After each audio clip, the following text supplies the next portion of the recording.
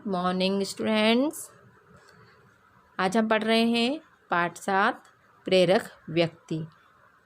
यहाँ पर 3 प्रेरक व्यक्तियों के नाम बताए गए हैं। पहला है स्वामी दयानंद सरस्वती जी, और सेकंड है सुभाष चंद्र बोस, और तीसरा है लाल बहादुर शास्त्री जी।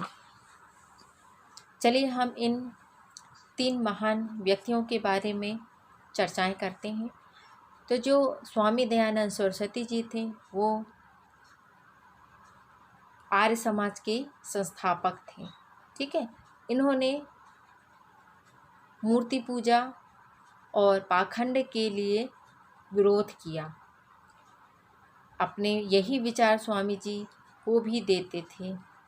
जो लोग देवी देवताओं की मूर्ति बनाकर बाजार में बेचते और परिवारों का खर्च चलाते थे, यह बात पसंद नहीं आई। वे लोग स्वामी जी से क्रुद्ध हो गए और किसी न किसी प्रकार से हर समय उन्हें हानि पहुंचाने की बात सोचने लगे। एक दिन किसी पाखंडी पंडित को ऐसा अवसर मिल ही गया, वह स्वामी जी को हानि पहुंचा सके। उन्होंने स्वामी जी को पान में विष दे दिया। स्वामी जी को शीघ्र ही इस बात का पता चल गया। उन्होंने बागी क्रिया करके तुरंत विष को शरीर से बाहर निकाल दिया और इसी प्रकार अपनी प्राण रक्षा की। सब कुछ जानते हुए स्वामी जी ने अपराधी से कुछ नहीं कहा, मानो कुछ हुआ ही नहीं है। यह घटना अनूपपुर उत्तर प्रदेश की है और उस समय वहाँ पर सैयद मोहम्मद नामक एक तहसीलदार था जो स्वामी जी का बहुत बड़ा प्रशंसक था। जैसे ही उसे इस घटना की खबर मिली, उसने अपराधी को तुरंत बंदी बना लिया। ठीक है, फिर क्या हुआ? यह काम करके प्रशंसा करने के उद्देश्य से तहसीलदार स्वामी जी के पास गए और सारी घटना बता दी। स्वामी जी को तहसीलदार का यह कार्य बिल्कुल अच्छा पसंद नहीं लगा, परंतु उन्होंने उससे कुछ नहीं बोले। तहसीलदार जी स्वामी जी के व्यवहार पर बहुत आश्चर्य हुआ और उसने स्वामी जी से नाराज़गी का कारण पूछा। उनकी बात सुनकर स्वामी जी बोले, मैं संसार को बंदी बनाने का नहीं बल्कि स्वतंत्र होने का मार्ग दिखाता हूँ। अगर दुष्ट अपनी दुष्टता नहीं छोड़ता तो भला हम अपनी श्रेष्ठता क्यों छोड़ें, है ना। तो यहाँ पर है स्वामी जी की बात सुनकर तहसीलदार उनके आगे नतमस्तक हो गए। स्वामी जी ने बिना निर्देश पर उसने बंदी को छोड़ दिया। तो ये थी कहानी स्वामी दयानंद सरस्वती जी की, जिन्होंने आर्य समाज की स्थापना की है और ये मूर्ति पूजा और पाखंड के विरोधी थे। ठीक है, आइए हम दूसरे प्रेरक व्यक्ति के बारे में जानते हैं, सुभाष चंद्र बोस। अब नेताजी सुभाष चंद्र बोस कौन थे?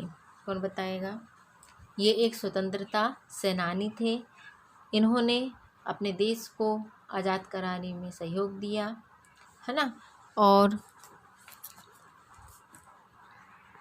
वे कड़ी मेहनत पर ज़्यादा जोर देते थे, है ना।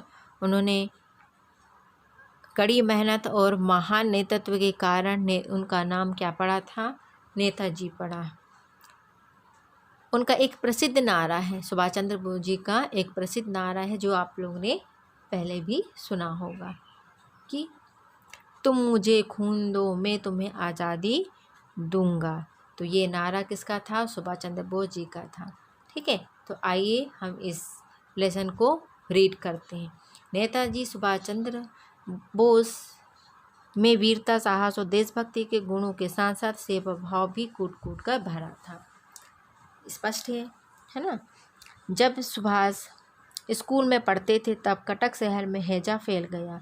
हजारों लोग मौत के मुंह में समाने लगे। सुभाष अपने साथियों के साथ बीमार लोगों की सेवा में जुट गए।